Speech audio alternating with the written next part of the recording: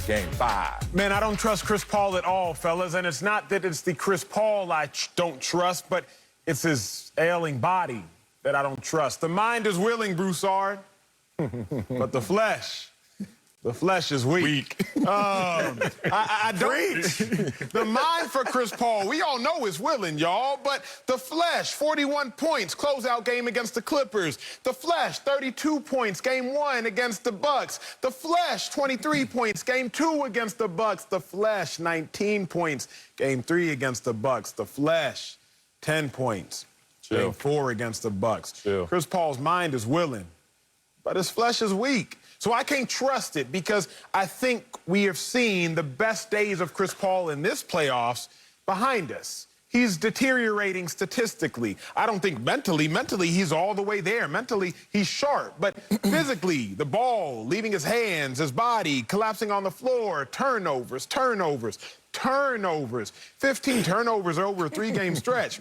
We haven't seen that in his playoff run ever. We haven't seen that in a regular season run from him for 3 years. Chris Paul, the great point god. Chris Paul, top 5 player of all, point guard of all time, to be debated later. But Chris Paul, his flesh, y'all, is weak. So I trust the mind of Chris Paul. But when you ask me how much do I trust Chris Paul in totality heading into Game 5, can't do it, won't do it, can't win with it. Acho, I'm sorry that you bought into this. Look, weren't we just hearing this a few weeks ago? Yes. Oh, they're 2-0 against the Clippers without Chris Paul, who's in COVID. Leave him on the bench. They lost the first 2 games. Chris came in campaign speed. His aggressiveness at the rim was really giving the Clippers problems. They're better without Chris and better with Cam. We heard all that. And then you just highlighted the 41-point game by Chris Paul to silence all the naysayers. Chris Paul is not done. He is not old. I have faith in him. Acho, he was horrible in Game 4. I will give you that. But do you know what his stats are for this series? 21 points, 8.3 assists a game on 52% shooting. I mean, that's bowling. He had one horrible game. I get it, the turnovers. Games 2 and 3, he still had a lot of turnovers. But he was giving you 23 and 8, I think, in Game 2, 19 and 9 in Game 3. He still was playing fairly well. So he will have a bounce-back game. There's all this talk about Drew. Drew Holiday has shut Chris Paul down. Drew Holiday has figured out the point god. I beg to differ.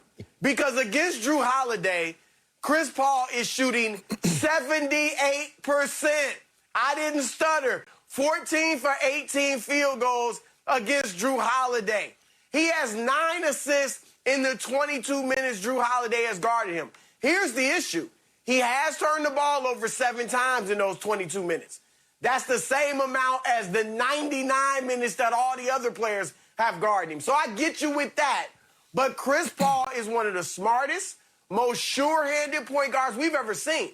So I do believe in Chris, and I think he's going to go out of his way to make sure he is not tossing the ball all over the place. He has a big bounce-back game, 22 points, 8 or 9 dimes in a W. 8 or 9. Here's the thing, 96, huh? 9 dimes, baby. It's easy to bounce back from 10 points, big dog, so I would hope he can have some sort of a bounce-back game, but that's not much of a bounce-back because the stat line you just gave me would be his 3rd best out of 5 games so far if he has 22 and 8 or 9. Just FYI. But, Broussard, I think what you're overlooking, because you're looking at everything right, but what you're overlooking is the fact that CP has played his 3rd most games thus far of his career, Broussard, in this season.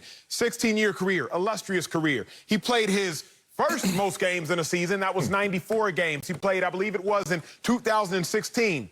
He got hurt in that playoff run. A hamstring. If you're a Clippers fan, you will remember that. He played his first most games in the 2007 and 8 season. That's 92 games. That was his 2nd most game against the Hornets. He was 23 years of age at the time. Broussard is a 36-year-old man, which Chris Paul is, playing 88 games thus far, the 3rd most he's ever played. It's only common sense that his body's wearing down. it's not as though this is an outlier. This is now the norm. He's playing so much that the fatigue is setting in. So if this was an outlier and we just saw one bad game, I'd be like, oh, okay, bet. But we are seeing a 5-game sample size, a 5-game trajectory, and I guess it's not a trajectory. What's the antonym for trajectory, because he's going lower? A 5-game decline. This isn't an outlier. This is a norm, fellas. Man, I thought Acho was a rider. You ain't no rider, homie. You couldn't hang with me, big dog, in the real world. Because you ain't no rider. And you don't want to ride the roller coaster of what Chris Paul is out there. Yeah, you a hater. What's the opposite of hater? Acho is the same as a hater. So I'm going to talk about Mr. Emmanuel Hurt Pro, Acho, who wants to go out there and talk about Chris Paul after one bad performance in these finals. Let me remind you, he was averaging 25 points per game in the finals coming into Game 4. Let me just remind you that his plus-minus in the postseason is plus 88 in Phoenix and minus 12 on the road. Guess what? They're playing Game 5 in Phoenix. You better trust this dude. But let me tell you why Acho's not a rider. Because he doesn't respect the resume, the equity of Chris Paul. It always ends in greatness, kind of like the stock market. It goes up, it goes down. It goes up, goes down, but it continues to rise. That's who Chris Paul's been this postseason. Must I remind you, in the Lakers series, Chris Paul wasn't Chris Paul. It was pretty bad. Remember that, Acho? Nah, keep your face up there. 9 points per game, only 7 assists. Shooting 39% from the field. Yuck. 20% from the three-point line. Acho came out here hot-taking. Oh, where Chris Paul at against my Lakers? I love me LeBron. Where Chris Paul at? Did he rebound? Yes, he did. Ask Denver. 26 points a game, 10 assists. Oh, so then Acho, he quiet again. Laker fan, he quiet in Cancun because the Lakers are gone. And then the Clippers series, Game 1 and Game 2, without Chris Paul, they look amazing, the Phoenix Suns. He comes back Games 3 and Games 4, 16 points a game, 9 assists. Here go hot take Acho. Hey, Chris Paul, he ain't no good. And what happened in Game 5 and Game 6? Don't make me cry up here. 32 points a game, 8 assists, and shooting 56 from the field, 50% from 3. Now we're back in this same position again. Acho, are you a rider or not? You gonna ride these waves with Chris Paul to greatness, or are you gonna hot take your way to failure? Come on, your revisionist history is astute. It is great. The way that he has rewritten the history.